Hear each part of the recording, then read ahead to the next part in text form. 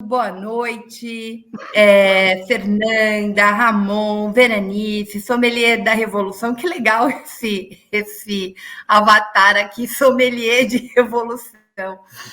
A gente está começando mais um Fórum Sindical e essa é a quinta esperadíssima, porque a gente tem Marcos Coimbra e Altamira Borges, essa dupla impressionante.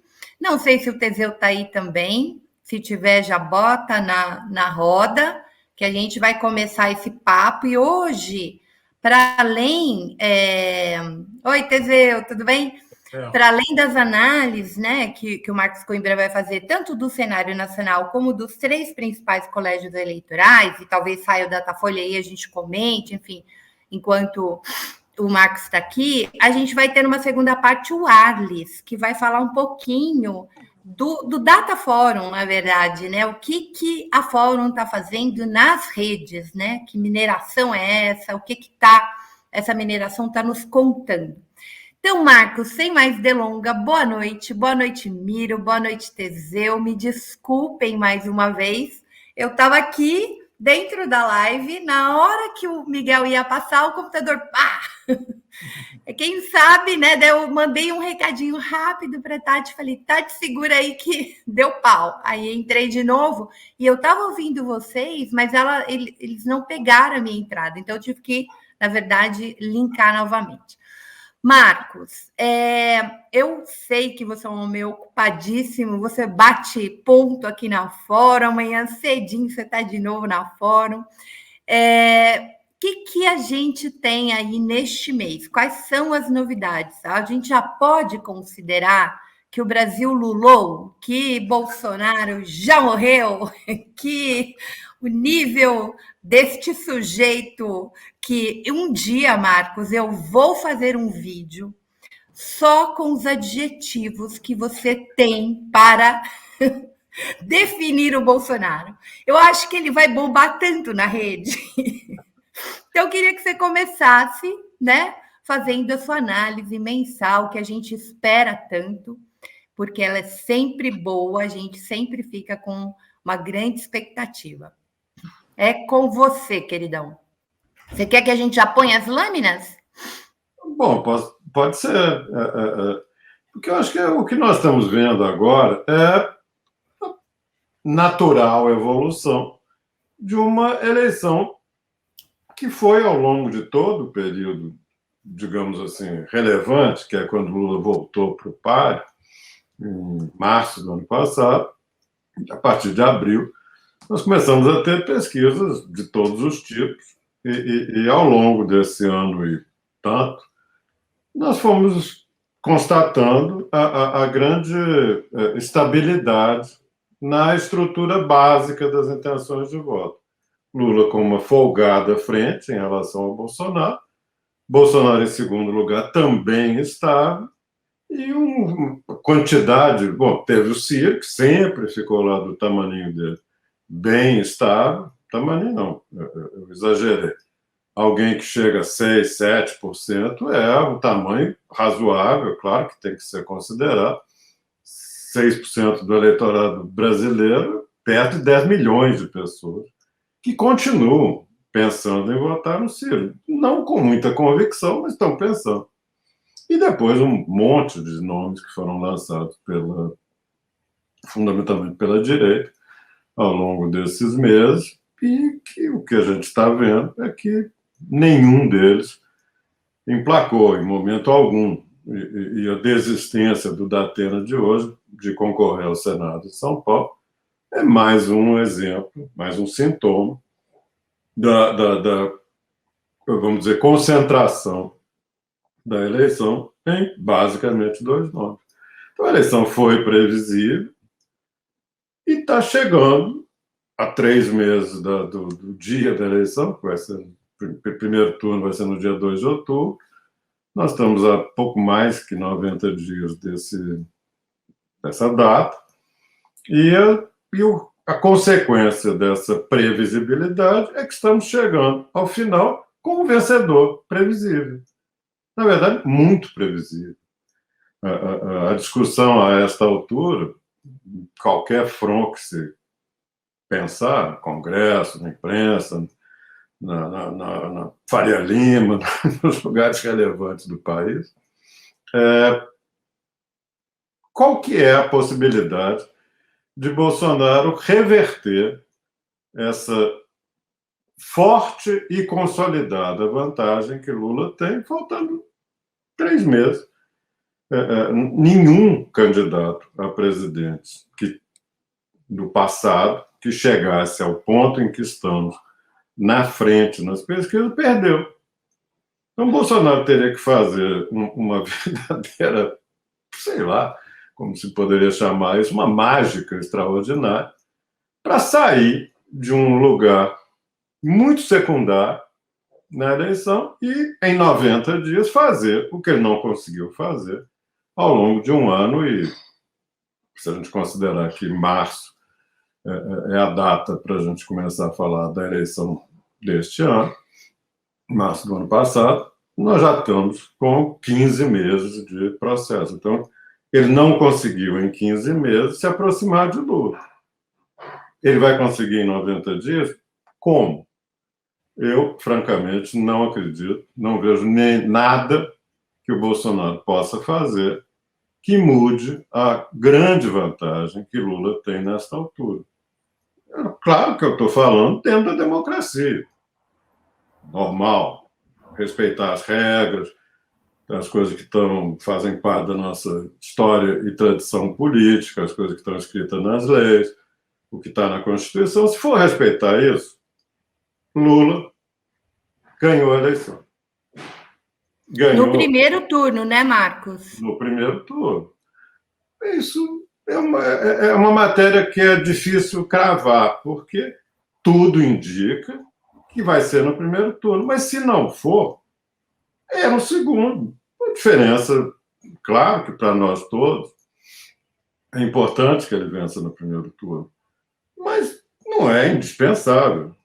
Ele próprio, Lula, já falou que para ele ter vencido em 2006 no segundo turno foi muito bom, que permitiu ao eleitorado pensar de novo entre Alckmin e ele, e uma eleição que poderia até ter se resolvido no primeiro turno por uma margem estreita, 3 pontos, 2 pontos, 1 ponto, virou 10 pontos.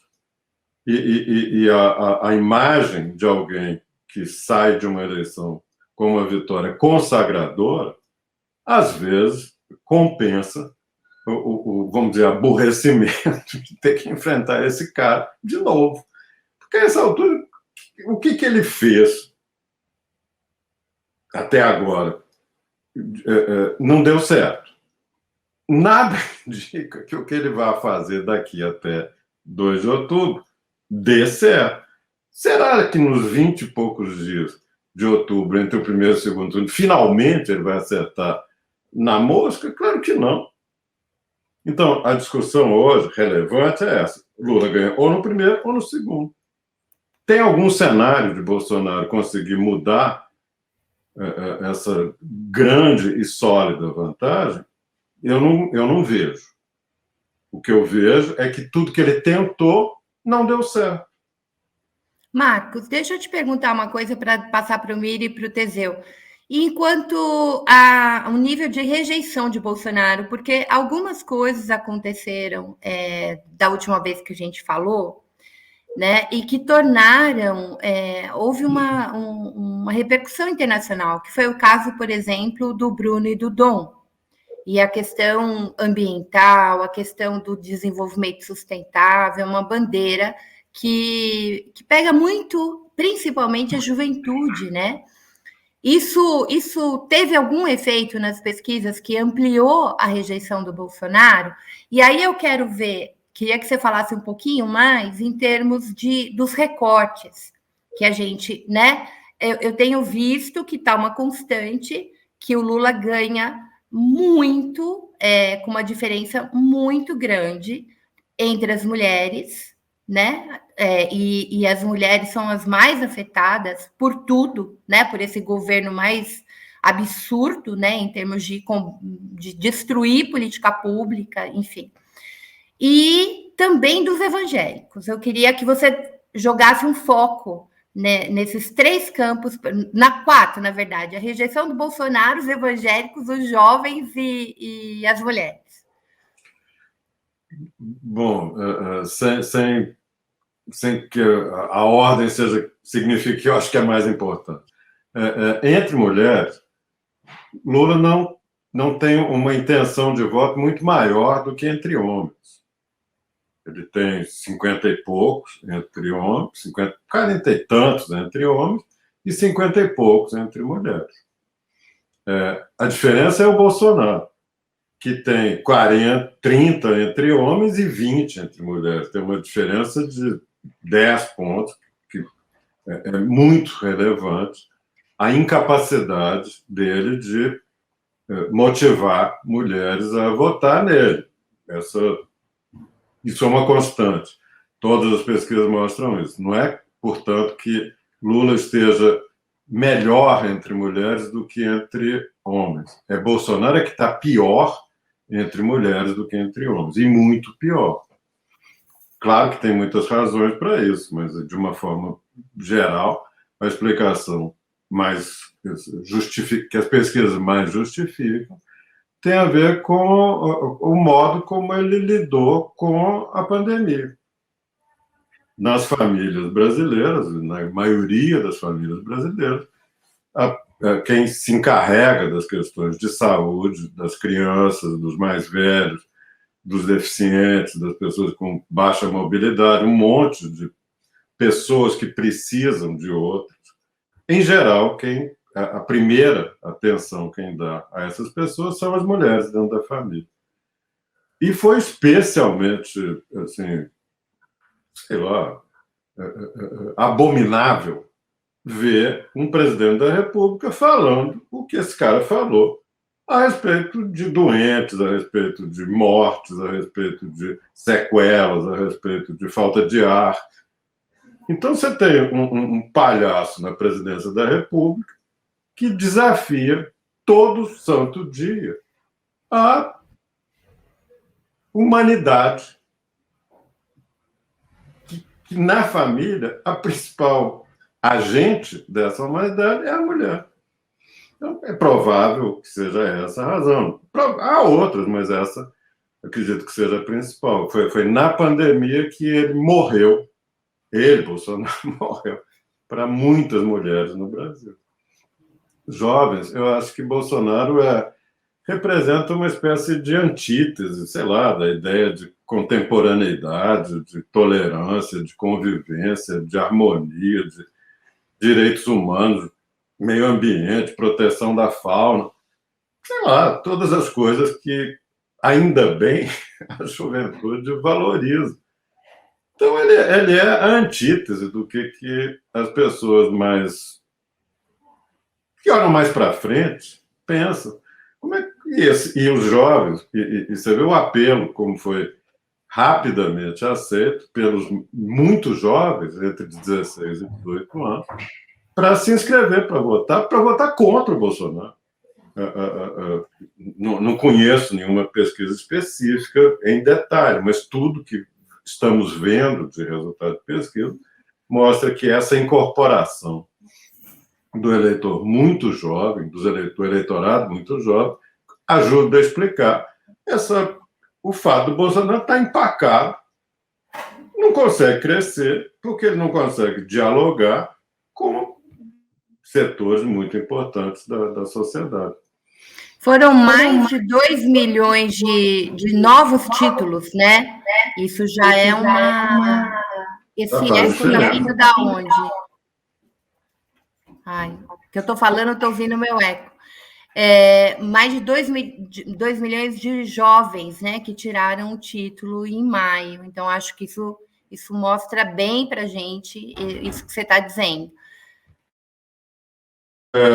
Bom, a sua pergunta a respeito de evangélicos é uma pergunta que todos estamos nos fazendo, olhando que, ao contrário da população que se define como católica, onde Lula tem uma enorme vantagem em relação a Bolsonaro, entre evangélicos, a divisão é quase que meio a meio. Hoje é difícil responder, porque em pesquisas como as que estão sendo feitas, que estão sendo divulgadas, a sensibilidade para subamostras é muito diferente. Então, se você tem a população que se define como evangélica, varia de 25% a 30%.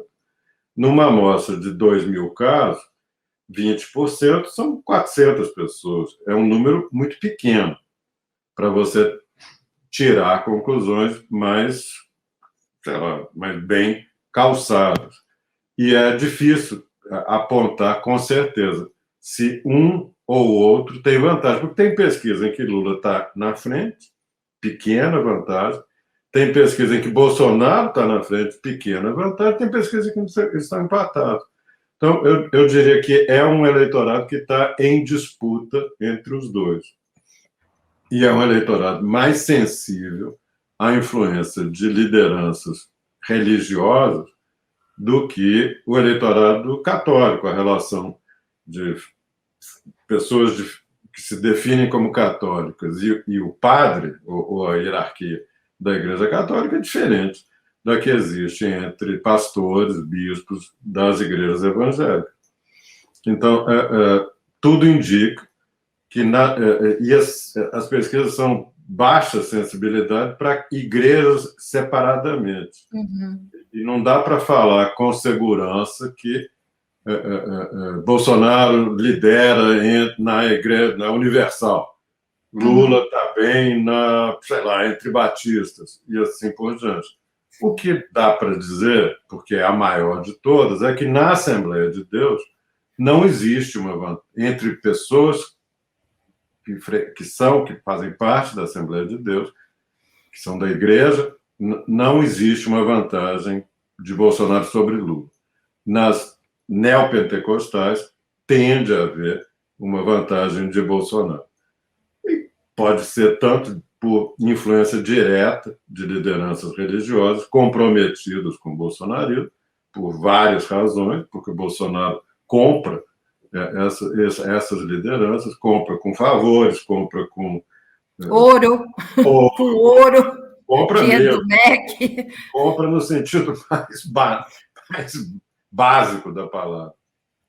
Ou então é porque são pessoas que cultivam determinados valores que as aproximam dessa ortodoxia neoliberal que o bolsonarismo, de certa forma, expressa, essa coisa de cada um por si, quem tem mérito é que cresce, se você é trabalhador, acredita em Deus e paga o dízimo, você vai ser recompensado por Deus. Então, não precisa o governo não deve proteger as pessoas mais frágeis.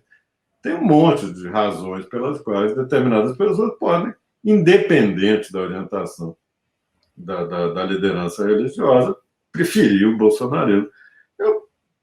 Vamos, de novo, ter que respeitar. Duvido que tenha pessoas que admiram Bolsonaro. Bolsonaro, a parcela que admira Bolsonaro, ele tem alguma coisa na casa de 30%, isso ninguém discute. Esses 30% dele tem diferentes níveis. Admirador de Bolsonaro é um terço desses 30%. Nós estamos falando de 10%. O que significa também que tem muitas pessoas evangélicas que vão votar no Bolsonaro porque não gostam da esquerda, acham que a esquerda não preza valores de família, não respeita determinados princípios que são importantes, não gostam do Bolsonaro, mas dizem, nesta vez nós vamos ter que tampar o nariz e votar no Bolsonaro. É desse jeito que o Bolsonaro é votado por, sei lá, metade ou mais dos seus eleitores, é tampando o nariz. Porque qualquer pessoa com mínimo de bom senso sabe que o sujeito não serve para ser presidente de jeito nenhum. Nem como administrador, nem como político, nem como pessoa humana. Plano moral é um picareta de marca maior. Então, por que essas pessoas se dispõem a votar no Bolsonaro? Não é porque gostam dele. Uhum. Nem porque o respeitam. Então, tá aí.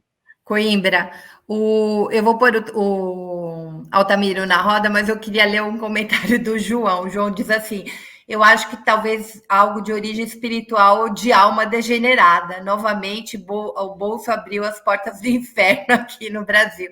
Às vezes a gente é tão absurdo que às vezes só pensando em algo maior, né, que as estruturas. Mas eu também penso uma coisa importante, aí é para a nossa comunidade que está na disputa dos votos. Evangélico, trabalhador pobre, também paga gás, também paga gasolina, também come. E aí eu acho que o nosso debate tem que ir para o campo daquilo que de fato interessa, né? Então a gente deixar o preconceito de lado e argumentar com esses trabalhadores. Miro, vem. Vamos lá. Fro, prazerzão estar aqui, obrigado pelo convite. Excelente estar com o Marcos, né? Tenho acompanhado todas as entrevistas, tudo que o Marcos tem produzido. Teseu, prazerzão estar contigo também. Eu acho que do ponto de vista das pesquisas, é isso que o Marcos disse. Se o Datafolha está previsto para sair agora às 19 e pouco, né? Se não tiver nenhuma maluquice, ele vai manter essa estabilidade que vem aos 15 meses. Que dá isso, né? A vitória do Lula, talvez até no primeiro turno, né? Todos os indicadores são esses. Eu queria aproveitar para te fazer duas perguntinhas de coisas diferentes, né? Já que eu vou ter que sair às 19h20, mais ou menos, para um debate com professores da Conte, tá curioso para saber de você duas coisinhas. Qual vai ser o papel da televisão nessas eleições, Marcos? Eu peguei ontem uns dados, né? Que são impressionantes. Deixa eu achar aqui. Deixa eu achar. Achei. Ou não achei. É que é basicamente isso. O Lula vai ter cerca de 3 minutos e 20 de TV dia. E o Bolsonaro, que não teve nada da outra vez, porque era um partido nanico na época, o PSL, vai ter 2 minutos e 60, 2 minutos e 40. Né? Então, é meio pau a pau. Né? Depois vem a Tebet, que tem que ver se consolida a candidatura, depois vem o Ciro. Lógico que isso ainda pode mudar, dependendo de desistências, ainda pode alterar. Já nas inserções, que são aqueles comerciaizinhos de 30 segundos, que são os que pegam mesmo, né? O Lula vai ter 30 e o Bolsonaro 28 dia. Né? Qual é o peso que vai ter a televisão nessas eleições? Queria te ouvir sobre isso. Segunda pergunta, também de curiosidade, já que nas pesquisas eu estou concordando com tu, estou acompanhando suas falas, né? Não teria o que acrescentar. Já tem alguma sondagem, isso é sempre mais difícil, mas já tem alguma sondagem sobre como vai se comportar o eleitorado na eleição proporcional? Nós podemos ter uma onda, em 2018 nós tivemos uma onda conservadora, que elegeu um monte de tranqueira de ultradireita, Bia Kicis, Carla Zambelli, não, Jordi, um monte de tranqueira de ultradireita, o Daniel Almeida, um monte de trastes de ultradireita. Foi uma renovação pelo fascismo. Nós podemos ter uma onda mais progressista nessas eleições proporcionais de 2022? Lembrar que a eleição que a esquerda teve mais força no proporcional foi de 2010.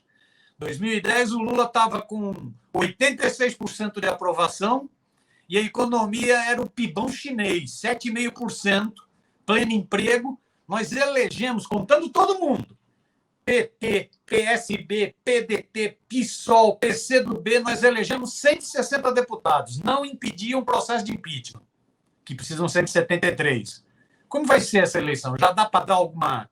Então, seriam essas duas coisinhas. Papel da televisão, eleição proporcional. Respondo, Fro? Olha, Milton, você sabe tão bem quanto eu, melhor do que eu, provavelmente, que a eleição já foi o veículo mais importante na formação de opiniões e na tomada de decisões eleitorais no Brasil. Mas que essa proeminência atingida na primeira de todas as eleições presidenciais, que foi a de 89, Daí em diante, foi declinando. Acompanhando isso, nós temos, hoje, uma mudança na regra do jogo que faz com que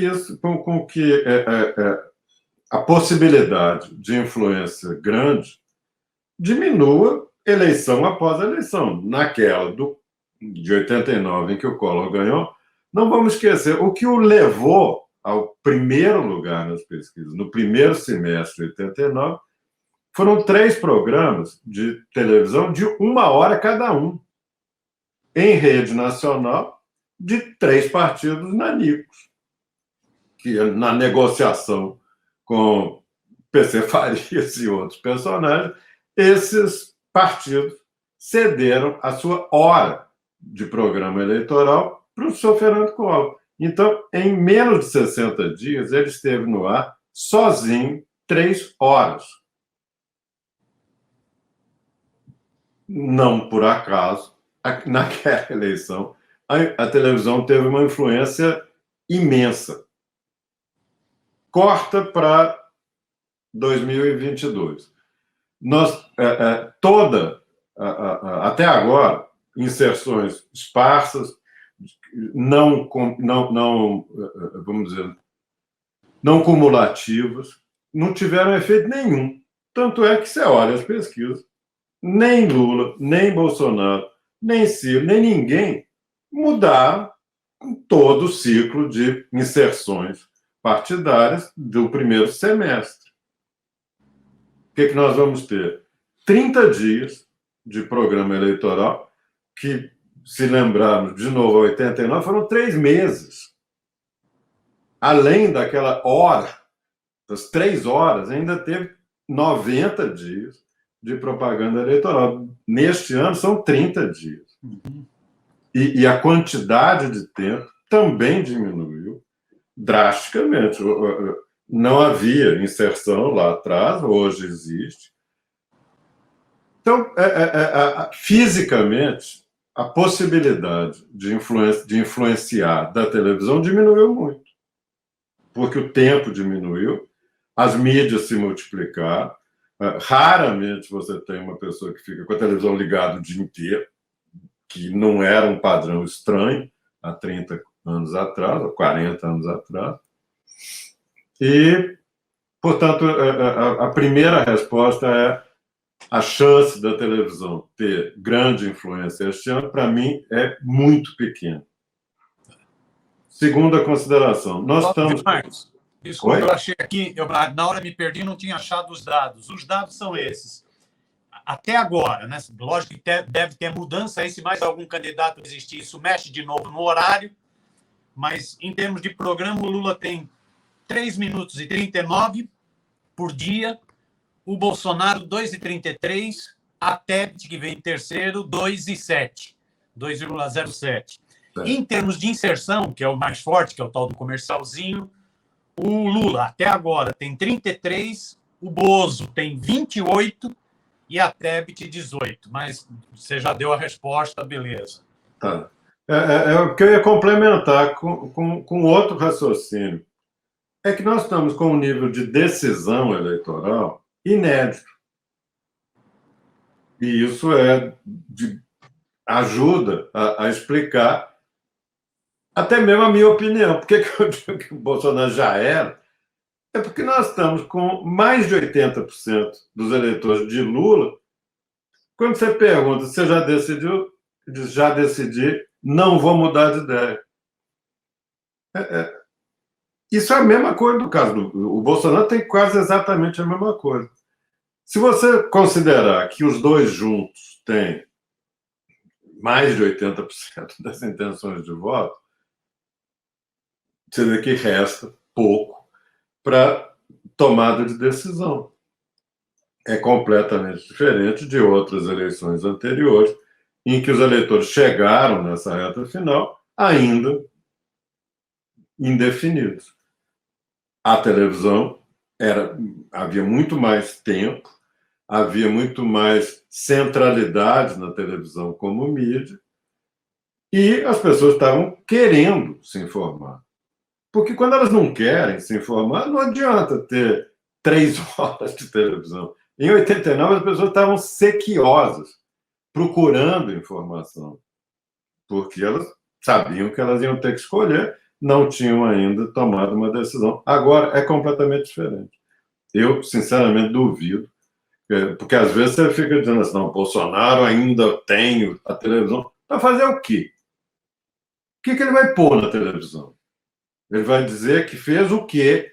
Que ele não tenha dito, mentira ou verdade, desde, sei lá, pelo menos desde o ano passado. O que ele vai trazer de novo para a televisão? Lula não precisa trazer nada de novo. A televisão do Lula este ano é a coisa mais fácil de fazer do mundo. É só ele conversar. Conversar com o eleitor. Ó, fulano, eu estou querendo fazer isso, estou querendo fazer aquilo. Ele é uma pessoa gostável, ele é uma pessoa que tem uma grande capacidade de diálogo. Então, você imagina que esse panaca de Bolsonaro vai conseguir ter mais atratividade para o eleitor comum do que Lula? Vamos e venhamos. A televisão, na minha modesta opinião, na eleição presidencial, não estou falando de eleição estadual, de governo, não estou falando de Senado, tem muitos estados em que o nível de indefinição a respeito do voto de governador, de Senado e, naturalmente, também nas eleições proporcionais, é altíssimo. Então, para essas eleições, muito provavelmente, a televisão terá algum papel. Aí nós vamos ter que olhar estado por estado, vamos ter que ver aonde, sei lá, na Bahia, o ACM Neto está muito bem na eleição para governador. Quer dizer que vai ganhar? Não, mas quer dizer que a chance dele precisar de televisão é muito pequena. Então, eu acho que na eleição presidencial nós podemos considerar que televisão é muito secundário. E eu acho que tem muito pouca razão para imaginar que essa seja uma das razões que devolveriam alguma esperança de vida para o Bolsonaro nesses 90 dias que restam. Esquece. Eu não me preocuparia com isso. Oi, Alice, boa noite. O Alice entrou quietinho. Tem uma segunda pergunta. Só um pouquinho, eu só quero dar boa noite, dar bem-vindo ao Alice, que vai conversar com a gente depois sobre o Data Forum, né? E Miro continua e depois entra a Teseu, fechado? É só a segunda questão dos proporcionais, tá vendo? Nós até já tratamos disso aqui, né, Miro? As eleições proporcionais é muito difícil fazer previsão com base em pesquisa, porque elas são desenhadas para questões majoritárias. Presidente, governador, Senado, vai bem para pesquisa, mas a não ser que você considere município, aí você já começa a ter mais capacidade de previsão de eleição proporcional.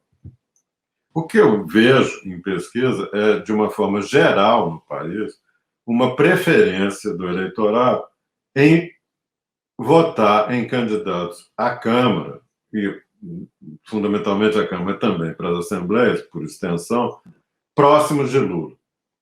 Por razões óbvias. As pessoas pretendem votar no Lula, mais da metade do eleitorado pretende votar no Lula, é por isso que ele tem chance de ganhar no primeiro turno. Então, hoje, já no primeiro, ele tem mais da metade do eleitorado dizendo que quer votar nele. E as pessoas aprenderam, com o passar dos anos, que a eleição para o Congresso é muito importante para o governo. Se não tiver no Congresso um mínimo de condições de diálogo, presidente nenhum vai para frente. Diálogo verdadeiro e não isso aí que o Bolsonaro arrumou. Agora, ao mesmo tempo que eu vejo nas pesquisas essa disposição do eleitor médio a escolher candidatos próximos de Lula e rejeitar candidatos próximos a Bolsonaro, é muito difícil você não considerar o efeito destrutivo do que decorreu dessa estratégia de sobrevivência do Bolsonaro, que, para não ser empichado, simplesmente entregou o orçamento, entregou a execução do orçamento para meia dúzia de lideranças no Congresso, e essas, por sua vez, usam esse recurso para premiar aliados e castigar desafetos. Então, hoje você tem 3 ou 4 pessoas no Congresso Nacional que mandam a maior parte do orçamento livre da União. Quem decide o que vai ser feito num estado, num município, numa região, não é mais o ministro, não é mais o presidente, não é mais o conselho A, B ou C, é o Centrão. E isso é óbvio que tem uma consequência na eleição proporcional, porque essa turma está usando esse dinheiro para comprar apoios locais. E enquanto que para presidente da República nós temos, a rigor, 4, 5 candidatos, e olha lá, para deputado nós temos em alguns estados 100, 200, 300, 500, 1.000, 1.500, como tivemos em São Paulo na eleição passada. Então, como é que o eleitor vai escolher? Nós criamos um sistema de escolha eleitoral que torna impossível para a pessoa comum escolher. Você vai fazer uma lista de 1.500 nomes e dizer, e escolher qual? Você precisa de ajuda para escolher. O partido é uma ajuda, a história, a igreja pode ser uma ajuda, mas o prefeito, a liderança local, o vereador, especialmente no interior, é uma baita ajuda. É uma ajuda para o eleitor. O eleitor até quer. Ô, fulano, quem que nós vamos votar aqui? O cara fala. E muitas vezes o eleitor comparece. Tem preço isso. Quantos votos você tem? Tem cabo eleitoral que negocia apoio. Assim, eu tenho 500 votos, eu tenho 200 votos, eu tenho 1.000 votos. E tem um preço. E do jeito como esse governo está terminando, a chance de você transformar a eleição para o Congresso numa banca de feira é muito grande. E eu acho que isso talvez modifique essa disposição do eleitor em eleger o Lula e fazer com que ele tenha condições de governar melhores com uma bancada de bons deputados. Quando eu falo do lado de Lula, não quer dizer necessariamente do PT. O eleitor quer votar em alguém que vai estar do lado do Lula. Pode ser de qualquer partido, a rigor. Embora, é claro, que tem partidos que se identificam mais com o Lula, com o novo governo. E espero que isso consiga vencer esse escândalo que é um dos subprodutos mais deletérios do bolsonarismo. Se quiser pensar na quantidade de problemas que esse Bolsonaro vai deixar para o Brasil, esse é um deles. Como é que vai fazer para voltar com o gênio para dentro da lâmpada? Depois dessa turma passar 3 anos ganhando uma grana preta, eles vão fazer o quê? Vão dar, não, agora chega, não preciso mais de dinheiro, não, já comprei meu avião, já estou morando bem lá em Nova York. Eles não vão parar.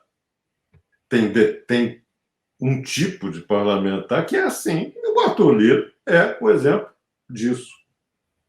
E eu acho que nós vamos ter... Quer dizer, Lula vai ter... Quem estiver do lado do Lula vai ter que ajudar a resolver esse. Isso é um dos piores problemas que o Bolsonaro deixou, exclusivamente para se defender do impeachment. Ele comprou a recusa do impeachment. E comprou pagando com o seu o meu, o nosso dinheiro. E desorganizando as instituições brasileiras. Isso é um dos maiores crimes desse Bolsonaro, além dos muitos e muitos outros. Mas esse é um dos mais graves. E vai ser difícil consertar. Coimbra. E a gente vai, Coimbra e Miriam, a gente vai ter que ter bastante cuidado, né, nessa eleição, de esclarecer as pessoas de quem é esse que está usando o santinho do Lula, né? Porque vai ter um monte de sem vergonha que vai fazer isso, que é óbvio, que o cara quer se eleger e vai se grudar no Lula. Então, gente, vocês estão cobrando para a gente se está ao vivo ou não? Claro que está ao vivo. Eu estou aqui no meio, tem um sonzinho, espero que não escape aí. A gente precisa de vocês, então eu vou pedir, vou dar essa paradinha antes do Teseu, que eu não vi um único superchat. Nada, né? Como é que a gente sustenta o nosso jornalismo sem o apoio da comunidade fórum? Então, gente, várias coisas vocês podem fazer. Primeiro, se inscrever, se ainda não é inscrito no canal. Segundo, se você curtir, obviamente, né? Vocês estão vendo aí, a gente está ao vivo aqui, daqui a pouco entra o Datafolha, a gente vai comentar um pouquinho. Você pode também mandar esse link para a galera, né? Quanto mais esse programa e o link circular, mais o YouTube vai considerar relevante o programa. Então, nos ajude nisso também. Quando você vê a reprise no sábado, você pode clicar no Valeu Demais e pode mandar um superchat, tá? Só na reprise aparece o Valeu Demais. Então, para quem aí está em dúvida se a gente está ao vivo ou não, quando você estiver assistindo e estiver aparecendo Valeu Demais, a gente não está ao vivo, é reprise, tá? Agora não aparece, está ao vivo. Por último, e não menos importante, você pode fazer contribuições a partir do Pix, que está aí em cima da cabecinha do Marcos Coimbra, e pode se tornar membro do canal. Tornar membro do canal, pessoal, custa R$7 por mês. O que a gente compra com R$7 por mês? Nem 1 litro de gasolina a gente está comprando com R$7 por mês. Então, assim, bora lá ajudar o fórum, bora lá ajudar esse trabalho bacana que a gente faz aqui. Olá, quem não chora não mama, o Ivo Zimmermann já fez um super stick, muito obrigado, Ivo. Vocês podem fazer também super stick. Eu tenho uma coisa para dizer para vocês, ainda não chegou, mas vai chegar, nós vamos fazer aqui o sorteio do livro do Luiz Felipe Miguel, que ele doou para a gente 10 exemplares. Lembra como foi bacana o papo com o Luiz Felipe? Ele voltou na Sinara depois, então a gente vai ter 10 livros para sortear. Para fórum, o Pix é mais interessante, eu vou dizer por quê. O YouTube fica com mais de 30% de tudo que vocês colocam, pingam aqui no chat, tá bom, gente? Então, este é um ano importante que a imprensa independente, democrática, que traz a pauta da classe trabalhadora, precisa se fortalecer.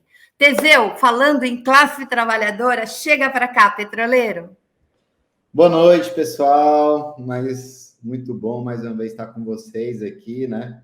Coimbra, é bom, eu fico sempre animado, Miro, quando eu venho aqui, Coimbra sempre me deixa, sempre ouve uma ou outra palavra mais preocupada, mas a do Coimbra é bom que dá mais energia para a gente seguir firme na luta, né?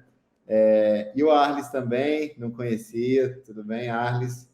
E aí a gente hoje teve com o Mercadante, né? Nós da FUP recebemos a comitiva que está montando, a comissão dos partidos que estão montando a pesquisa, as propostas do plano de governo Lula, né? Que aí está coordenada pelo companheiro Mercadante. Eles hoje estiveram na FUP, né? E nós nos reunimos com eles para passar com a nossa visão sobre Petrobras. Então, acho que foi muito positivo tá lá com ele. A gente conversava muito sobre isso, né? E aí a gente apresentou toda a nossa pauta e no final, ô Miro, eu falei exatamente, eu fiquei por último para falar entre os representantes da FUP ali, éramos 7. Então, você imagina, né? Tinha tido uma apresentação de slide, tinha tido não sei o quê, todo mundo falou um monte de coisa de preço de gasolina, de refinaria, de plataforma, de construção da indústria naval. E aí eu fiquei para falar por último, e eu falei justamente sobre isso, a disputa ideológica. É muito além da questão da TV ou do Lula vir a ganhar por causa de rede social ou por causa da propaganda de TV. A gente tem um desafio, eu acho que muito maior, e aí nós vamos ter que ter, eu acho que muita habilidade, né, para fazer isso, para disputar ideologicamente as pessoas. Ideologicamente, em que sentido? Não é para implementar o comunismo e tomar as casas das pessoas e fazer isso, não. Muito pelo contrário.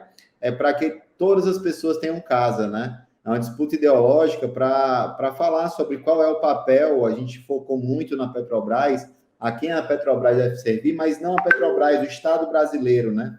A quem ele deve servir.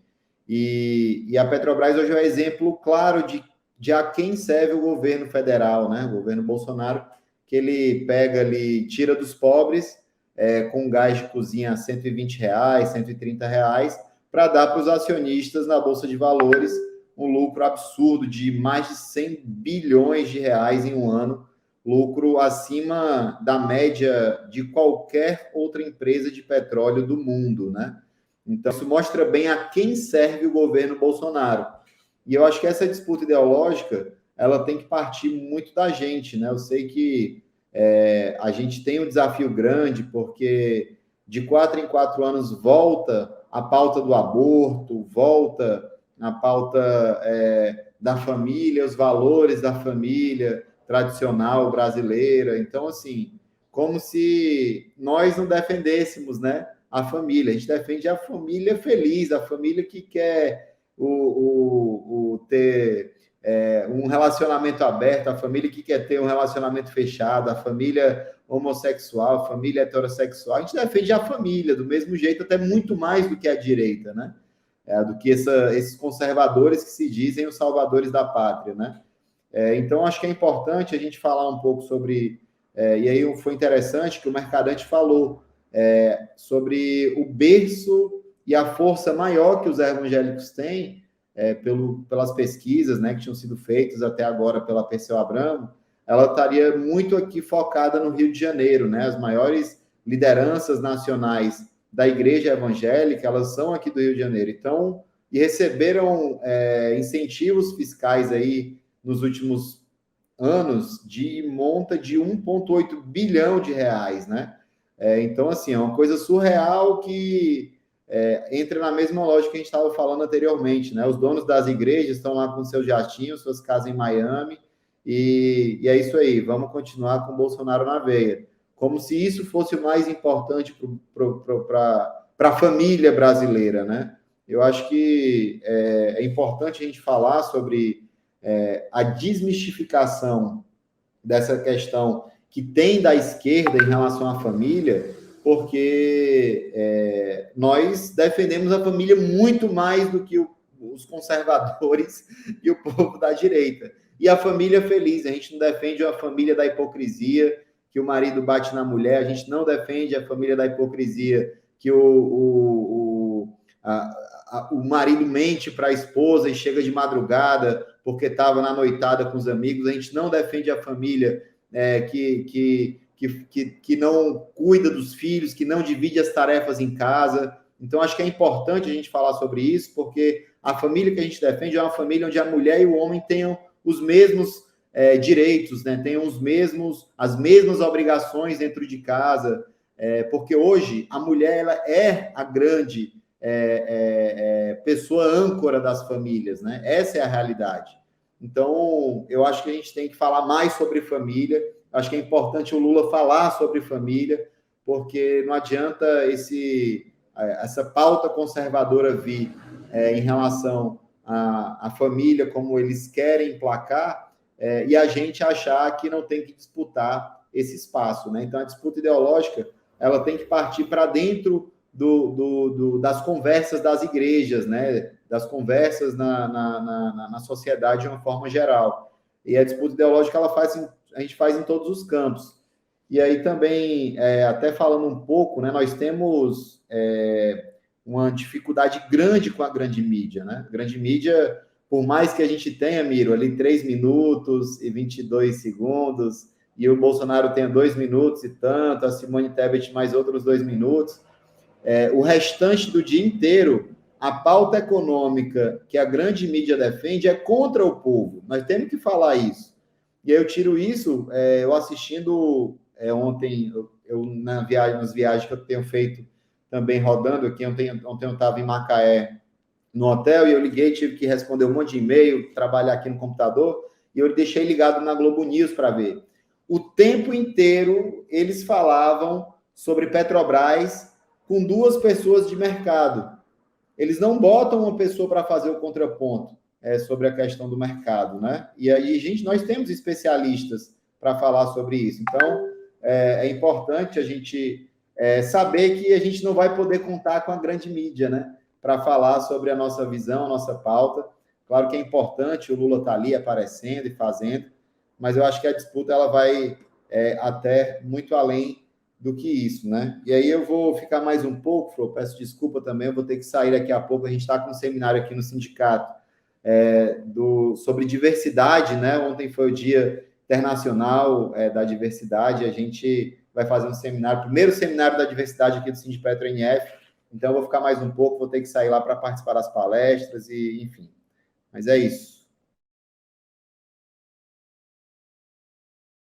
Você tem alguma pergunta específica para o Marcos? Porque a gente vai, senão a gente vai para olhar os. Desculpa, eu não fui claro, mas era mais para ele fazer um paralelo, porque a gente passa o dia inteiro sendo massacrado em relação à nossa pauta, né? Na mídia. Então, não sei se esses 3 minutos iam fazer tanta influência assim. Tá bom. Mas, assim, era mais para comentar um pouco também sobre. Tá bom. Eu já passo para o Marcos fazer o comentário, mas eu vou deixar o Miro se despedir, que o Miro precisa sair agora, né? E a gente já bota também o Arles na roda. Olha, gente, até o final do nosso programa, a gente vai falar um pouquinho dos colégios dos principais colégios eleitorais que o Marcos preparou para a gente. Se o Datafolha sair, que ainda não saiu, a gente conversa sobre o Datafolha. E o Arles vai falar para a gente do Data Fórum, que é uma coisa que vocês precisam começar a acompanhar, que está muito boa. E aí, eu queria agradecer. Nossa, teve gente que fez Pix de R$100. Que beleza! Né? Quem não chora, não mama. Queria agradecer ao Jurandir, o Kleber Soares pelo Super Stick, a Veranize, a Marci, que diz que está enfeitiçada com as análises do Coimbra, e deixa eu achar ele aqui, ele estava na tela, mas eu me perdi, ele está sempre aqui conosco, César Fábio Miller, pelo Pix, né? Porque eu fiz esse apelo, gente, porque o Pix cai direto na conta da Fórum. Aí a Fórum sabe o quê? Ela sabe quanto que ela pode contar, né, para poder fazer o seu trabalho jornalístico. A assinatura do membro é um pouco isso também. Imagina, olha, a gente às vezes tem 30, 50, 300 mil acessos. Imagine se cada uma das pessoas que viram e acessaram desse R$1 para Fórum. Olha como seria incrível o jornalismo da Fórum. O Panuzzi esteve aqui ontem ou antes de ontem, o Panuzzi, gente, tipo, quebrou-se, ninguém contrata o Panuzzi. A gente pensou até numa catarse para trazer o Panuzzi para o jornalismo da Fórum. Então, para vocês verem que jornalistas sérios, que fazem trabalho corretos, né, que estão com compromisso com o fato, que não fica fazendo made in ratinho da tenda, essas coisas que é o programa eleitoral do Bolsonaro. Onde eu estava ouvindo o Ratinho, gente, era o programa eleitoral do Bolsonaro. Falando do Minha Casa Verde Amarela, falando do Auxílio Brasil, era um absurdo, aquilo é crime eleitoral. Então, a gente tem que fortalecer a mídia que não faz isso. A mídia que traz informação para vocês. Miro, se despede, meu querido, e eu volto a falar para o Coimbra e boto o Arles na roda. Aqui é rapidinho. Primeiro, você tá poderosa de choro, viu, Conceição? Você tá poderosa. Chorou, começou a pingar. Tá danada essa mulher. Não, fiquei muito feliz de participar. Infelizmente, eu já tinha falado com a Flor, eu tenho que sair em função de um debate que já estava agendado. Mas depois eu assisto as respostas do Coimbra às questões que o Teseu levantou e vejo também os comentários Dataforum, é assim que chama? Dataforum. Dataforum, né? Que o Alex vai falar aí, tá? Um abração, parabéns aí pelo programa, Fro. Beijão, tchau, tchau. Obrigada, Miro. Até mês que vem. Até. Beijão. Até. Beijão. Coimbra. Bom, em primeiro lugar, saiu o resultado da Datafolha. Saiu? Opa! Saiu. Bora lá. Tá aí. Então, não foi começa... eu que estou colocando, não. É a sua produção que colocando no ar. Eu só ia dizer que, como era previsível, o resultado da Datafolha era previsível, porque, afinal de contas, não existe uma bola de cristal que exista lá na sede do Datafolha. Não, foi uma pesquisa igual todo mundo. E como todo mundo que faz pesquisa direito, os resultados tendem a ser parecidos. Para um pouquinho no gráfico anterior, Tati, no cenário com o Márcio França. Eu queria um comentário do Coimbra sobre isso, porque o Márcio França vai mesmo, acho que sair da disputa para o Senado, não é isso, Marcos? Mas esse cenário que está aí na frente, que é o número 1 na pesquisa, é sem o Márcio. Isso, põe com o Marcos. O Rodrigo.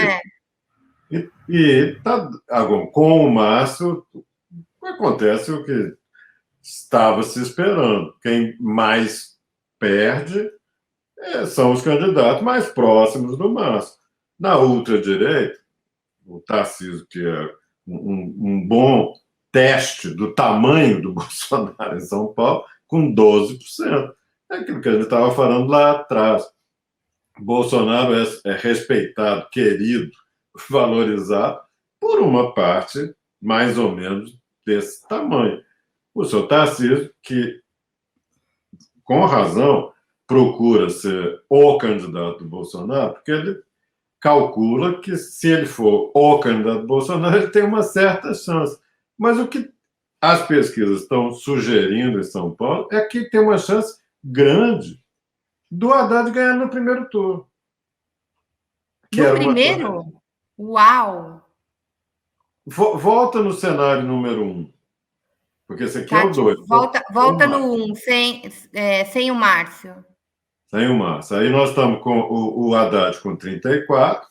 É uma questão aritmética. Tarcísio 3 mais 3, 26. Mais 5 do Colombo e do Ramutes. Nós estamos falando de 31. Mais 2, 33. Ainda não chegou no Haddad. Brancos e nulo, Tati, desce lá para a gente ver os indecisos. Não, ainda tem. Porque está grande, né? O que eu estou dizendo é que, neste momento, com este cenário, é perfeitamente possível imaginar o Haddad ganhando no primeiro turno. Já pensou que coisa maravilhosa? Seria algo... Eu particularmente acho, né? Ganhar São Paulo, gente, num cenário que o PT nunca governou, eu acho mais histórico ainda que a gente trazer Lula de volta. Seria impressionante, porque seria um estado ainda mais governado por um Haddad e acho que o vice parece que vai ser o Juliano. Então, vocês imaginem, né? Eu morri de rir de um comentarista um dia desse que ele falou assim, que governador e vice-governador galãs. Além de tudo, a gente vai ter belezura, né? Porque a gente tem tanta feiura. Mas são duas cabeças, né, políticas e criativas e comprometidas que daria uma guinada num estado rico como São Paulo, né, para combater essa imensa desigualdade e colocar de novo o estado num eixo de desenvolvimento sustentável, com coisas incríveis que o Haddad fez durante a prefeitura. Eu fico imaginando isso com o poder, né, de estar num governo do estado. Ei, Lúcia, bem-vinda, nova membra. Desculpa, Coimbra, voltamos lá. Pronto, gente, a gente deu ao vivo, Datafolha, vocês viram, mas a gente ainda tem mais 2 estados para analisar cenário. Eu vou deixar o Coimbra concluir e a gente passa para isso. Não, a minha conclusão a respeito de São Paulo é isso, que existe um grande favoritismo do Haddad. A direita está dividida em um monte de médios e pequenos candidatos, e isso, enquanto que a esquerda e a centro-esquerda, pela primeira vez, estão juntos na eleição para governador, depois de muitos anos. Então, é muito importante. Basta lembrar que, depois da União, o segundo maior orçamento do Brasil é o do governo do Estado de São Paulo. Então, você vai poder somar o poder de investimento do governo federal com o governo do principal Estado, o mais rico da federação, do Brasil. Então, é muito diferente. É um cenário que possivelmente ocorrerá pela primeira vez e pode ter grande influência num momento em que o investimento público vai ser de enorme importância para liderar uma reconstrução global do país que precisa ser feita urgentemente. Então, Haddad lidera com folga a eleição para governo de São Paulo. Essa pesquisa da Datafolha confirma isso, que as outras pesquisas corretas estavam apontando. Claro que tem picaretagem rolando solto na eleição de São Paulo, um instituto que ganha dinheiro do bolsonarismo botando resultados coincidentemente favoráveis ao bolsonarismo. Mas esquece. Pesquisa picareta não influencia em nada. Assim como pesquisa correta apenas serve como informação. A informação é essa. Tem uma grande chance, o Haddad é franco favorito a ganhar a eleição. O Márcio França é franco favorito a ganhar a eleição para o Senado. E o Lula é franco favorito para sair de São Paulo com uma votação consagradora. A última eleição que um candidato do PT venceu no estado de São Paulo foi em 2002, tem 20 anos. Foi o próprio Lula na primeira eleição que disputou. Ele ganhou no estado de São Paulo. De lá para cá, nenhum candidato, nem ele em 6, a Dilma nos 2, Haddad em 18. Nesses últimos 20 anos, nenhum candidato do PT ganhou no estado de São Paulo. E tem uma grande chance de ganhar agora. Na verdade, uma das grandes razões do Lula estar tão bem nacionalmente é o tamanho que ele reencontrou no Sudeste, na soma de São Paulo, Minas e Rio. Então, nós estamos indo nessa direção. Coimbra, a Bruna está pedindo, Rio de Janeiro, a Datafolha a gente só fez de São Paulo, a que saiu hoje, mas o Coimbra preparou para a gente análise no Rio e também em Minas. Coimbra, você fez alguma lâmina? Não, não. Tá, então... Nós estamos sem pesquisa publicada no Rio, confiável. As últimas já têm mais de um mês, e em alguns casos 2 meses, como foi uma pesquisa do IPEC, feita no Rio.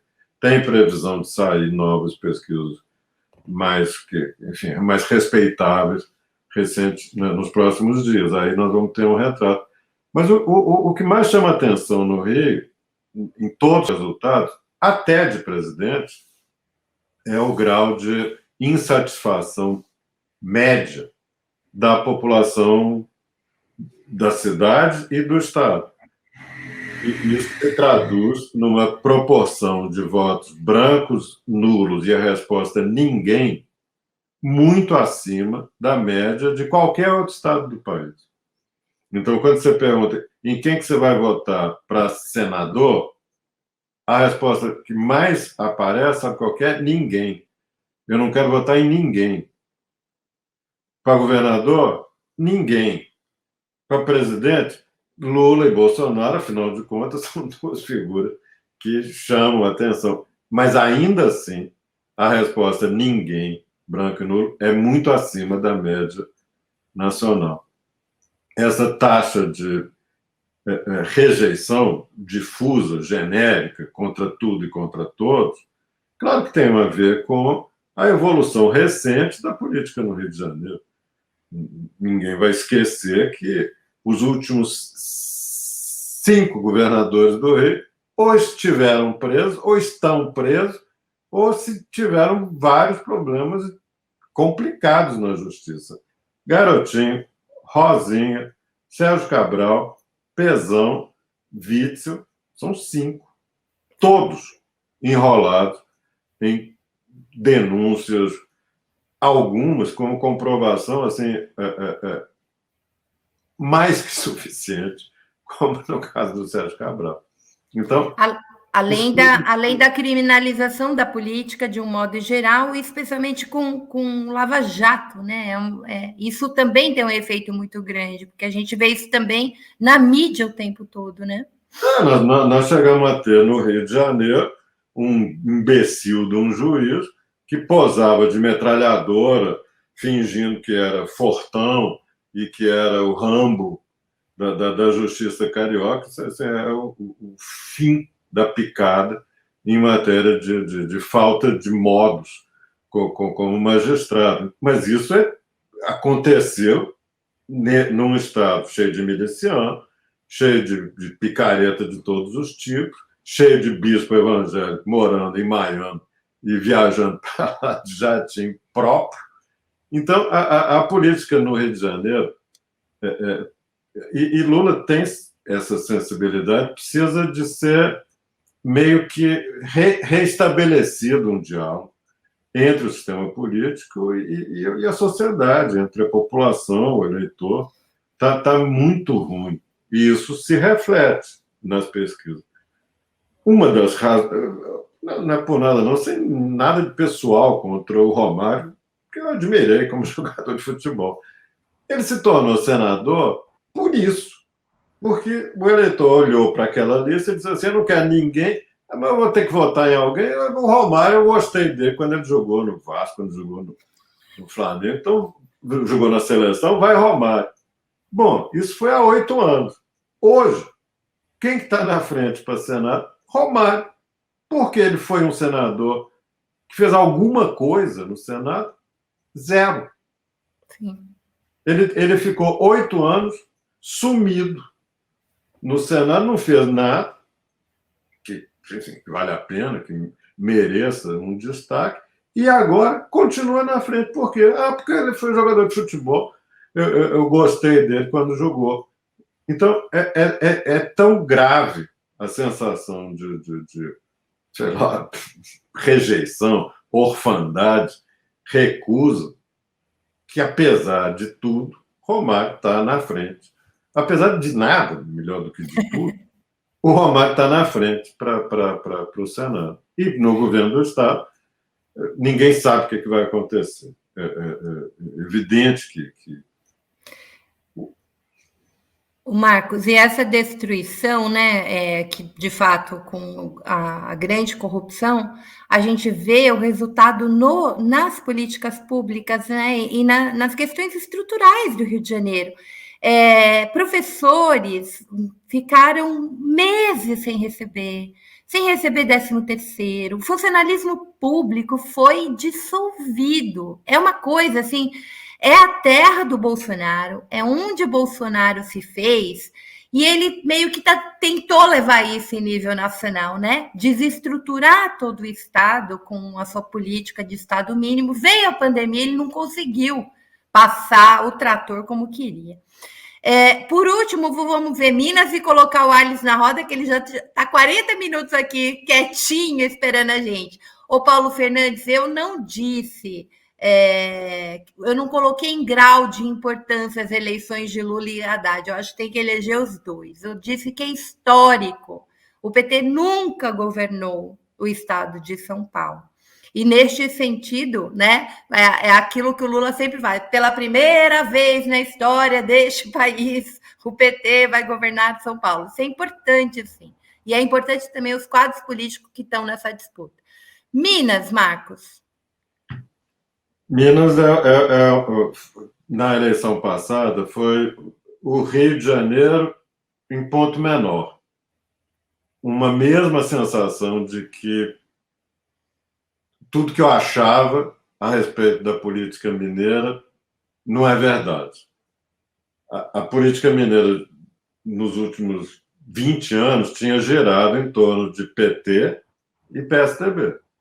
Na grande maioria das eleições, o PSDB venceu com a Aécio 2 vezes, venceu com a Anastasia uma outra vez, já tinha vencido com Eduardo Azeredo, então eram 4 administrações do PSDB em sequência, veio o Pimentel, e quando chegou em 2018, a sensação do eleitor em Minas era que tudo que ele achava que dava certo, não dava certo.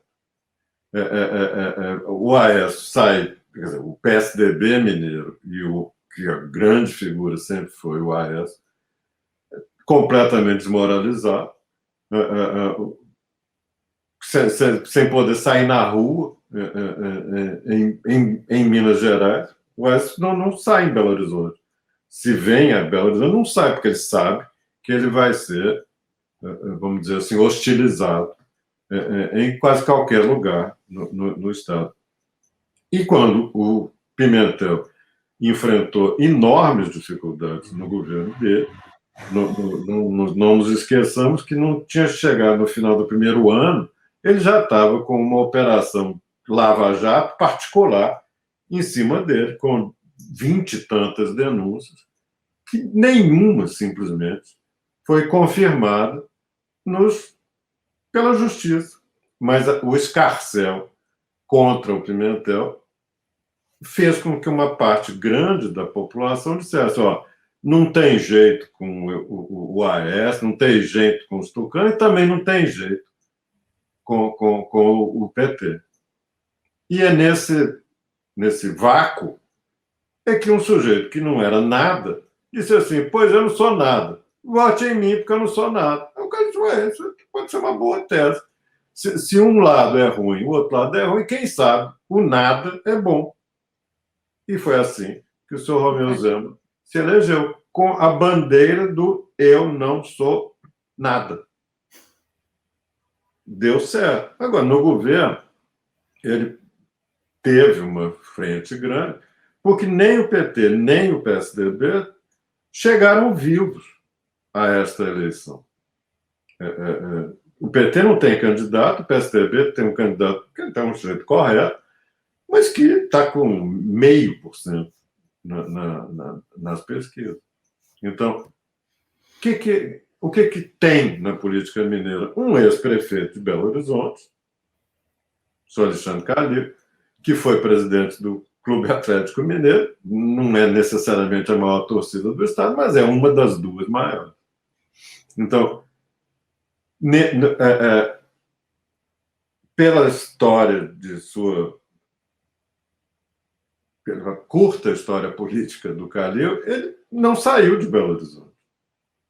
Ele é, fundamentalmente, um prefeito, um homem que veio da iniciativa privada, do esporte, e virou prefeito de Belo Horizonte. Hoje, quem é a Calil para o eleitor do norte de Minas, da área mineira da Sudene, do Triângulo Mineiro? Um desconhecido. Até porque o clube mais popular no interior de Minas não é o Atlético, é o Cruzeiro. Então, nem por esse caminho do futebol, o Calil era, ou é hoje, um sujeito conhecido no estado inteiro. Nas pesquisas, o Zema ainda está na frente do Calil. Mas toda vez que você diz assim, e se o Calil for apoiado pelo Lula? Nesse caso. E tem uma parte grande de Minas Gerais em que o Lula está arrebentando em termos de intenção de voto. Em Belo Horizonte, mas aí o Calil em Belo Horizonte se garante. Na grande Belo Horizonte, o Calil se garante. Mas quando você chega no norte de Minas, no Triângulo Mineiro, o Calil precisa do Lula. Precisa de alguém que o apresente e dê a ele uma carta de apresentação. Ó, eu sou Calil e o Lula está me garantindo. Bom, nesse caso eu vou ouvir o que você tem a dizer. O Calil é competitivo. Eu acredito que ele tem uma chance grande de ganhar do E zero. tem espaço para crescer, né, Marcos? Como você mesmo disse. Então, acho que é uma eleição para o governo do Estado que está, de certa forma, também indefinida ainda, mas que, com essa aproximação entre Lula e Calil, ele passou a ter uma chance muito grande de disputar competitivamente a eleição e possivelmente até vencer. Para o Senado, é completamente imprevisível a eleição em Minas. Eu queria só, já abro, Arles, para você. O Ivo Zimmermann diz, Marcos, o Lula falando com veemência o problema do legislativo não colocaria as esquerdas na frente? Acho isso absolutamente indispensável. E o Zezito pergunta onde é que a esquerda errou no Rio de Janeiro. Essa daí a gente vai precisar fazer um outro programa, Zezito, para responder, porque essa aí tem muito pano para manga.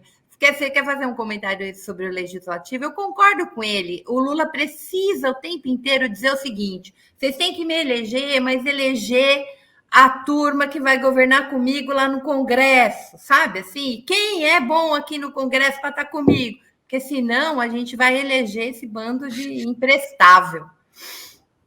Frau, eu acho que Lula tem, óbvio que ele tem consciência disso, muito aguda. Ele tem, vamos dizer assim, no entanto, uma tarefa pela frente, que é consolidar a vitória dele, que é o melhor caminho para que se consiga refazer um diálogo no Congresso que permita ele governar fora desses picaretas de Arthur Lira. Não estou dizendo que é fácil, não, mas quanto maior for a vitória dele na presidência da República, maior vai ser a tal da força das urnas, que é um elemento importantíssimo na convivência entre legislativo e executivo, sempre foi, mesmo com essa bandalheira que o bolsonarismo levou para o Congresso, continua a ser importante a tal da força das urnas. E isso é uma coisa que tem que ser usada logo.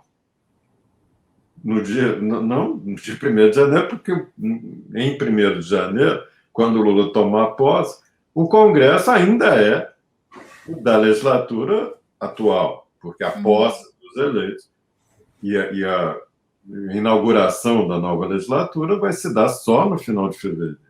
Não sei exatamente a data, mas eu acho que no comecinho de março. Então, é só lá que teremos um novo Congresso. É um longo período em que essa picaretagem do Congresso vai continuar mandando. E esse, repito, não sei se é mais ou menos grave do que essa desmoralização que o Bolsonaro criou nas relações entre as Forças Armadas e a democracia no Brasil.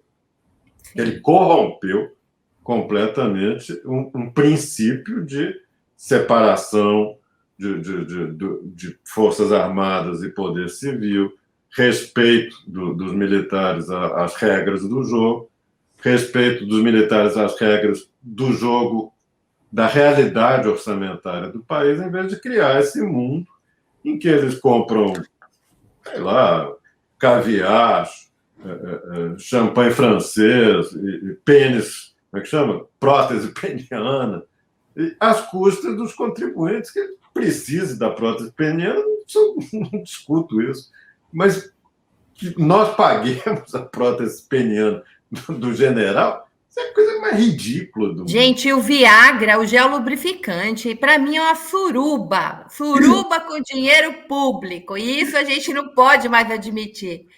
Marcos... Então, essa é uma das outras bandalheiras que o Bolsonaro vai deixar de herança para Lula. Das muitas coisas erradas que ele vai ter que consertar. Mas essa do Congresso é que nós estamos falando. Eu acho que, sim, Lula, claro que ele pretende, e quanto mais definido tiver a eleição, quanto mais cedo o país se convencer de que Bolsonaro já era, porque Bolsonaro já era, melhor, porque abre a possibilidade de uma discussão mais substanciosa a respeito da eleição para o Congresso. Sim. O coisa de casa, a gente já falou do Datafolha. Agora a gente vai falar do Dataforum. Arles. O Arles, pessoal, é um analista de dados, né? Então, a primeira coisa que a gente vai perguntar aqui pro Arles é o seguinte: a Fórum começou a minerar dados contigo, né? E eu queria que você explicasse um pouquinho o que vocês estão caçando na rede. Diferente do que o Marcos faz, né? Já me despeço de você, Coimbra.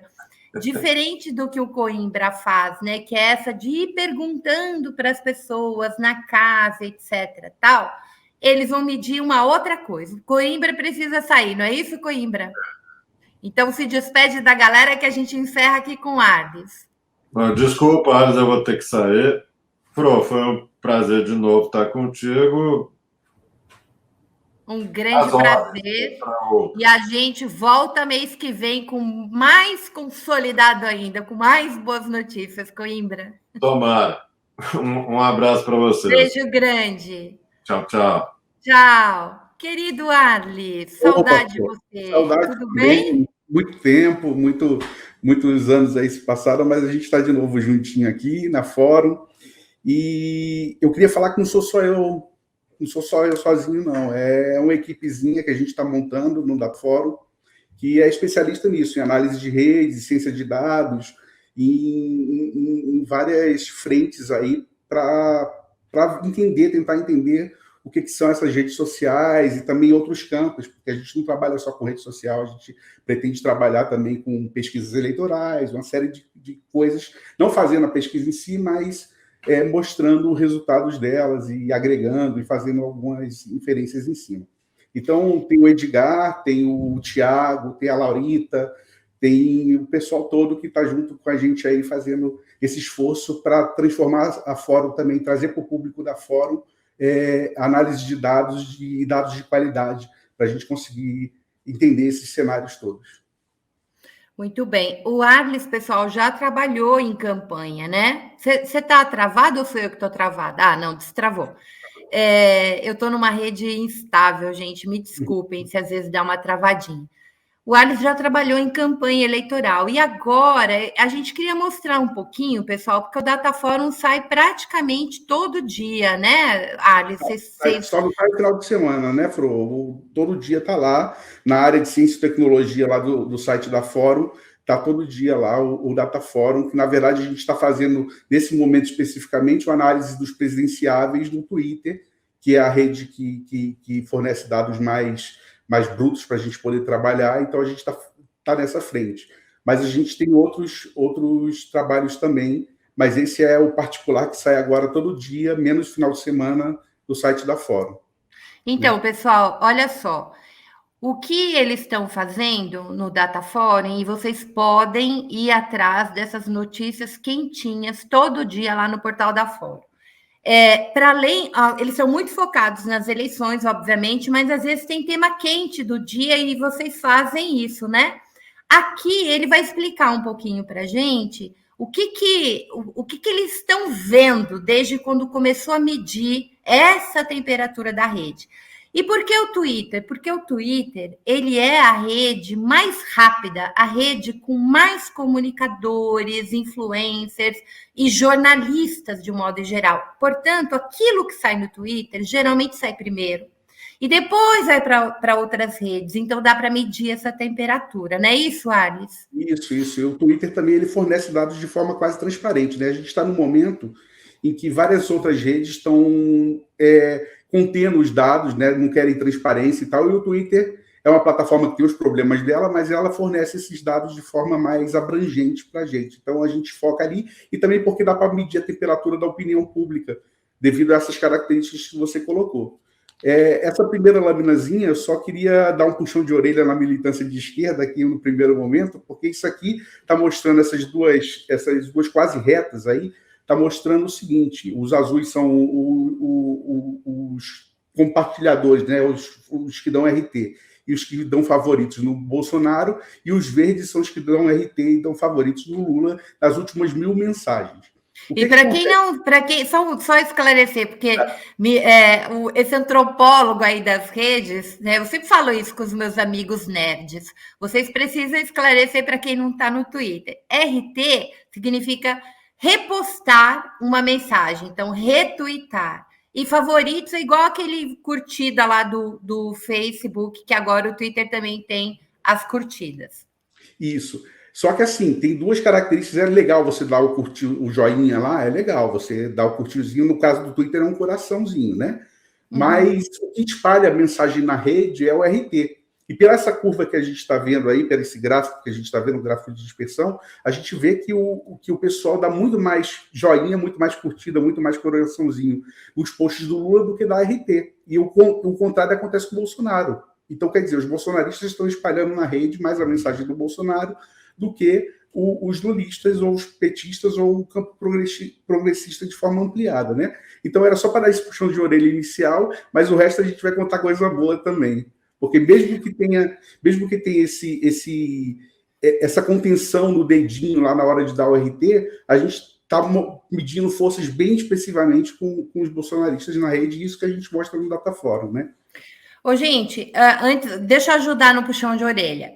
O Arles chama atenção que os progressistas no Twitter não estão replicando as mensagens, sei lá, mensagem do Lula, mensagem favoráveis, né, ao lulismo, ao PT, enfim, ao campo progressista. Estão curtindo, mas não estão espalhando.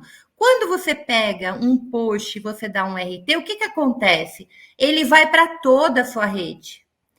Então, é diferente de só a curtidinha, né? Então, quem quiser ajudar, vai dando RT. A gente não fala para vocês pegarem esse link aqui, jogar na rede, mandar para os amigos de vocês? Por quê?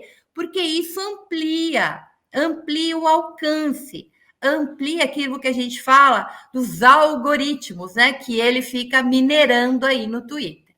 E como é que está a força bolsonarista?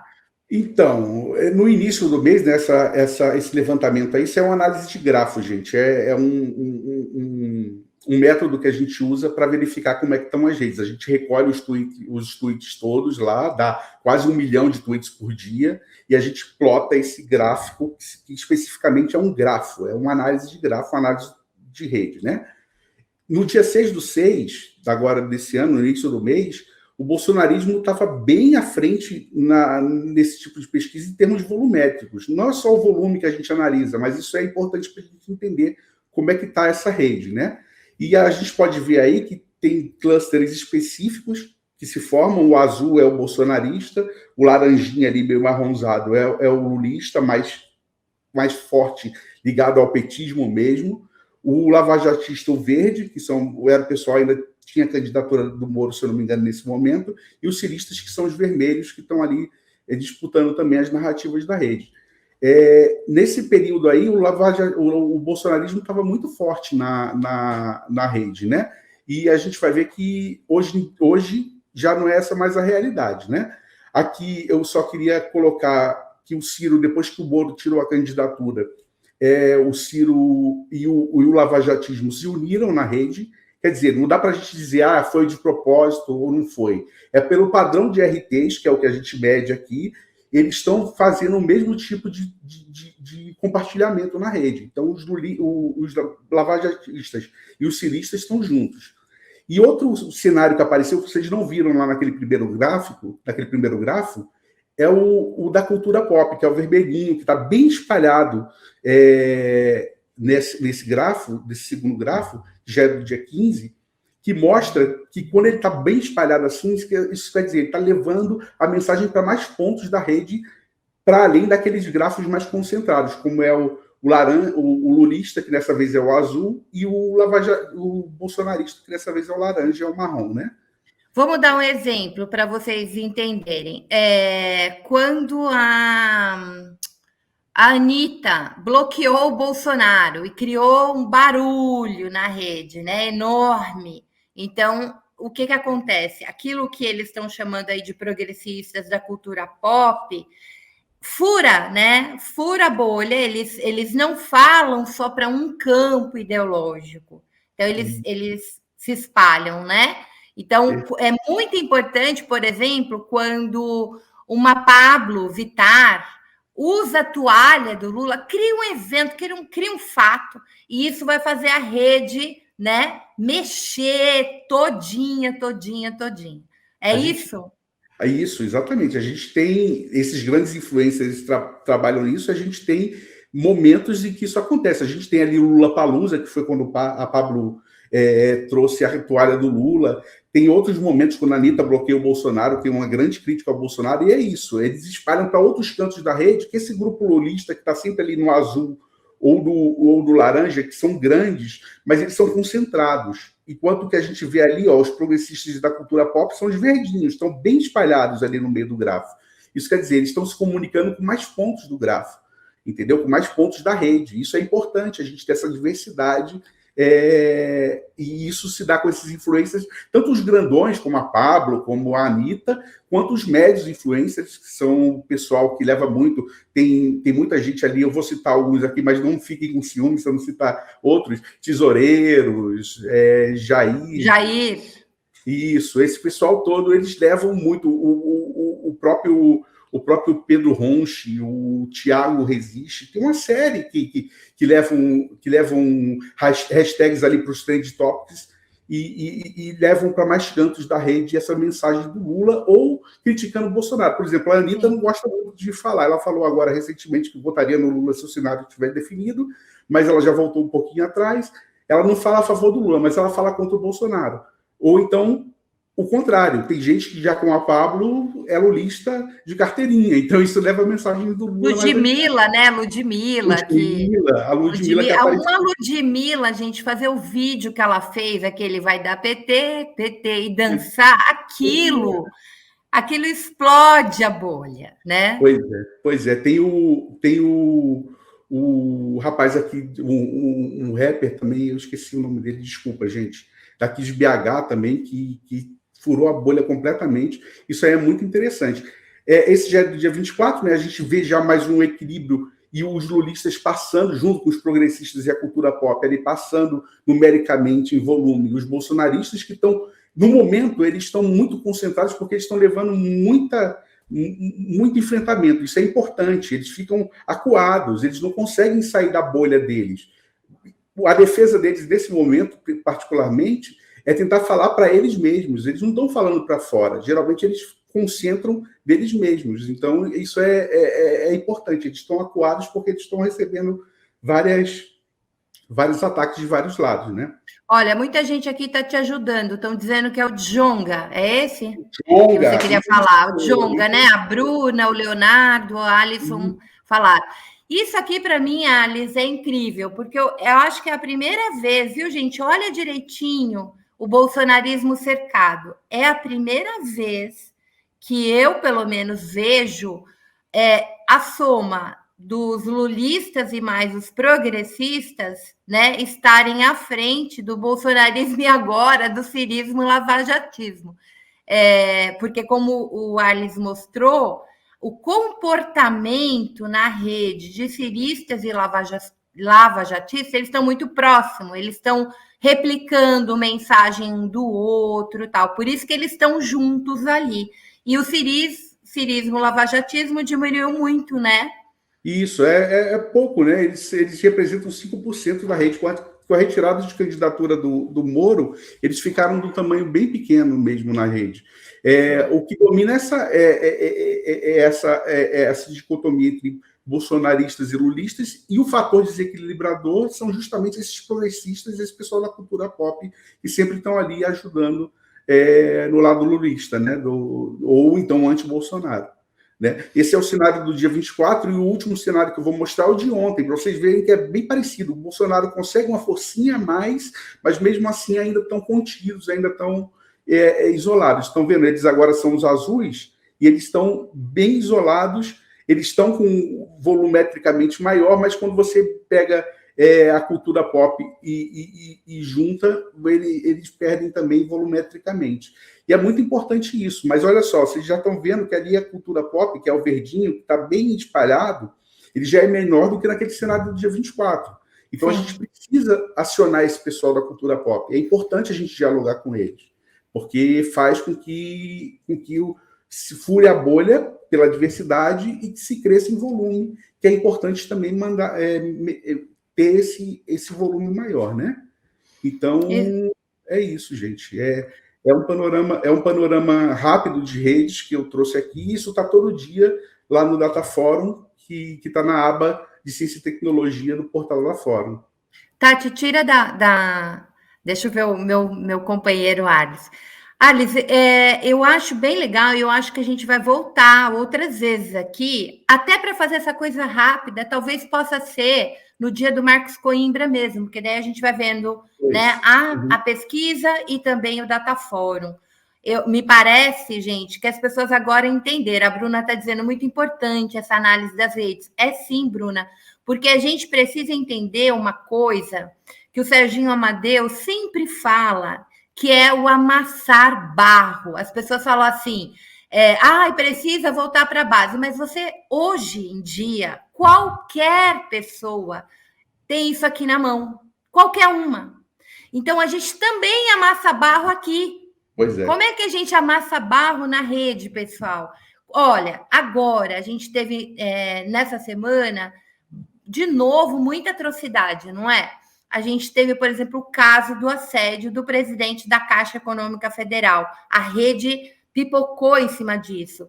Isso é uma pauta sindical, isso é uma pauta nossa, é uma pauta dos trabalhadores, o assédio moral, sexual, no ambiente de trabalho, as relações de poder de um patrão colocado lá para o Bolsonaro, o que ele infringia, né, às funcionárias concursadas da Caixa.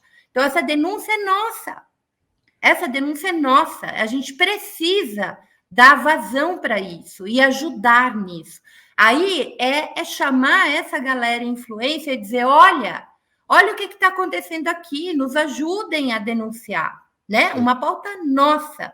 Então, é assim que a gente fura a bolha e é assim que a gente leva as pautas importantes para nós, para a sociedade brasileira, né? Então, é muito importante a gente entender como é que funciona essa rede. E não adianta... mas eu só tenho 20 seguidores. Não tem problema. Você vai mandar para 20 seguidores. E isso vai ampliar. É aquilo que o Arles estava mostrando, aqueles grafos, ela vai crescendo, crescendo, crescendo. Então, a gente não pode sair das redes, tá? Então, continue no Facebook fazendo seu trabalho. E aí, o que vocês vão fazer? Sigam a Fórum no Twitter, no Instagram, no TikTok, no YouTube, no Facebook... E compartilhem, porque daí a gente vai fazendo esta rede progressista crescer. É isso, companheiro? É isso, é um ecossistema, né, gente? A gente precisa movimentar esse ecossistema, é como se fosse um bioma mesmo. A gente pega, movimenta ele e faz crescer, né? Faz crescer novas arvorezinhas, novas ideias e tal. É importante ficar dentro das redes, sim. Muito bem. Alice, querido, daqui a pouco entra no ar nossa Sinara, querida Sinara Venezes com Brocou, aqui neste mesmo canal, começa às 20h30. A gente vai encerrar para liberar a Tati para conseguir abrir lá e tocar junto com a Sinara, que a Tati está aí numa jornada longa. Queria te agradecer muito, Alice, e pedir um pouquinho de desculpas, porque você acabou ficando muito tempo, mas a gente vai fazer o seguinte... Nos próximos, eu diminuo foco na presencial e aí já a segunda parte fico contigo para a gente fazer análise de rede e outras análises, que eu acho que você pode trazer muitas dicas para a galera que quer fazer campanha, quer ajudar, né, a derrotar o bolsonarismo, o fascismo, como é que pode fazer, e a gente faz esse debate maior, talvez com o Emerson, talvez com a Letícia Salourenço. Vamos montar a tribo aqui de novo para falar sobre isso. Fechado? É isso, tá ok. Comunidade querida, comunidade fórum, muito obrigado pela audiência, pelo compartilhamento, por tornar-se membro. E você que vai nos assistir no sábado, não deixe de deixar, se você gostou do nosso programa, aquele valeu demais, dá uma pingadinha aí no orçamento da Fórum para ajudar a fazer esse jornalismo. Tati, muito obrigada. Alice, muito obrigada. Boa noite.